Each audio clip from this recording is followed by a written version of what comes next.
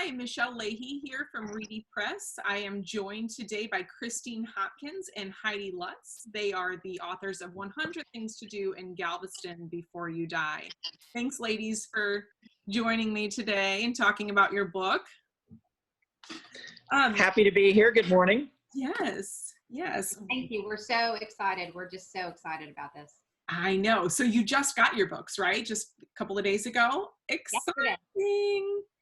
Christine, how did you guys pick the places or experiences that you included in your book? Well, you know, the fun thing about this project for Heidi and I is that we both really do, we are tourists in our own town. I think so many times people live in a city and they don't even take time to explore their own city.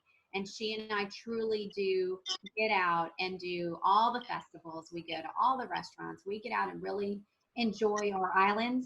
And so I think that helped us when we came up with our lists. And then because of the nature of my job and even her job and past jobs, we personally have been tour guides to friends, family, as well as for me, even travel media. So it wasn't that big of a challenge. We kind of joked, we're like, oh, we can get this done, you know. So it was a fun project, and we did our lists, our 100 lists separately, and I think I came up with 90 or something, and Heidi came up with 90, like on our first draft. Then we collaborated, we met up together and went through our list and edited, and what do we have duplicates, what were we missing? And so it really was a fun project to do together. We've known each other for a long time, and we just really enjoyed it. I love it. I love it. Two heads together. Heidi, talk to me about like some of the crazy things. What's the craziest thing that you listed, or the most unique thing in your book? The most unique thing is going to have to be our surfing entry. We have a surfboard shop in town, or surf shop, and he makes custom surfboards, but he also is known for this unique style of surfing that, as far as we know, only gets done around here, and it's called tanker surfing. Mm-hmm. And instead of surfing out in the Gulf waters, they go into our ship channel and catch the waves alongside the tankers as they come into port. Oh my gosh. Is that dangerous? I'm thinking yes. Yeah, I mean, you have to be a seasoned surfer for this. Don't be you didn't want an amateur doing it. Right. This isn't something you do on after your first lesson of surfing. Right, right. So because they're right up on the bow of these ships, because that's where, when they're pushing through, the waves break. Mm-hmm. We've done most of the things. We have not done that. Okay. No. I think I'm speaking for Christine when she hasn't done it either. That's true. So Christine, I believe that you are a BOI, correct? Born on the island. Yes. What do you want this book to know, to tell people about Galveston? Well, I think that people always underestimate how many things there are to do on this island. There are a lot of beach towns where it's just a beach. And yes, we're an island, and yes, we're a beach, and yes, beach is still one of the biggest reasons why people come to visit Galveston and even choose to live here sometimes. But there are so many things, and I think that what we want people to see from this book is, there's 100 things you can do in Galveston, and you know, we want our visitors as well as people that live here to get out and discover and explore. It's a great island city with amazing history, amazing restaurants, incredible festivals, just so much to see and do. And I think in my role over the years, I think people have always been so surprised at how much our little island has to offer. Yeah. And so Heidi, you are an IBC, correct? An Islander by choice? Yes, I came here right after college in 1994 and thought I would stay a year. I bought a house within that first year, and I've been here ever since. And I really cannot imagine living anywhere else right now. So who would you say this book is designed for? Is it for somebody who's lived on the island their entire life, or someone that's just coming? I think it's designed for both perfectly. Because as Christine said, we both know people in town who are like, I don't go to the beach. Yeah. You know, I'm a local, I'm not going to go to the beach. Or they don't realize everything there is to do in town. And especially like newcomers who might move down here for their spouse is in school at the university or a resident. They might think they're going to be here temporarily, and they're like, great, I'm on this sandbar. There's nothing to do. But when you look at it, as Christine said, there is so much to do. I never understand people who are bored in Galveston. Me too. There is, until we were on this lockdown, our weekends are nonstop, pretty much. You have to fight for a quiet weekend at home. And there is always something going on.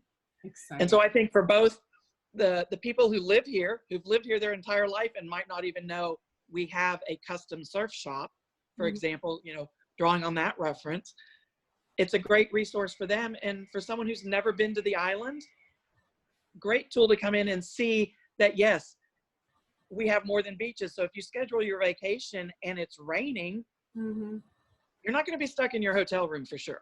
Sure. Christine, in this time of social distancing, are there any entries from your book that you can think of where people could do right now? Well, unfortunately, a lot of the museums are closed and things like that, and even restaurants are doing curbside pickup. But one thing we said, the beach. You can right now. I mean, I took a bike ride with my boyfriend with our dog Tank a couple days ago. You can still take your bike down and enjoy a bike ride on the seawall, go for a nice walk. You can also, you know, they're on the seawall. One of the things we mentioned are the benches that Artist Boat had done, and each bench along the seawall has a different theme and a different, some of it's educational, most all of it's educational, some have historic facts and so forth, but you could take your bike and still stop at each one and learn a little bit about Galveston. So I think that's really fun and nice. I think also, you know, people can do on their bike, on their own, they could go and do the sculptures, the oak, which are these carvings that we have throughout the island as well. And I think that's something that people can do when they're being a little stir crazy and they want to get out and see the sun and so forth. Now, some of the attractions or the organizations we included have also done a phenomenal job in creating some virtual experiences. So the Galveston Historical Foundation, which actually Heidi worked there at one point in her career, they have done virtual concerts. They're doing a virtual book club. They're doing speaking engagements. And so if you go to the Galveston Historical Foundation website, which is galvestonhistory.org, I believe. I think that's right. Yeah, you'll list up there, they'll have all the virtual experiences. And so there was a concert last Friday that we listened to. They had last week, I think they also had a speaking topic about Prohibition era cocktails. So they're doing some fun things. Yeah. Also, another attraction we included was Moody Gardens. Moody Gardens is a family entertainment complex that we just love.